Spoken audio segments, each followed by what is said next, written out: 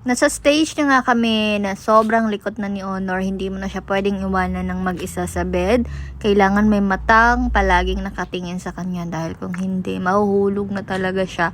Maski doon sa crib niya na pang baby, mga ilang months pa siguro after, ay talaga namang hindi na siya pwede doon. So, nanggigilagin na rin siya, nagtititing na rin siya. So, sobrang likot na niya talaga. And then, pag may gusto siyang abutin na isang bagay, talagang ginagawa niya yung best niya para makuha yung isang bagay na siya. Kunyari, yung kamay ko, ayan. So, tinatry niya talagang kuhanin.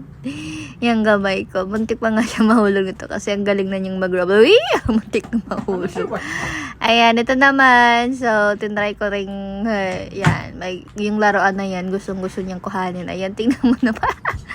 Naka-ano pala to, naka-speed ng times 2 or 3, kaya medyo para siyang kitikit. Ayan sobrang ganda talaga, likotan niya.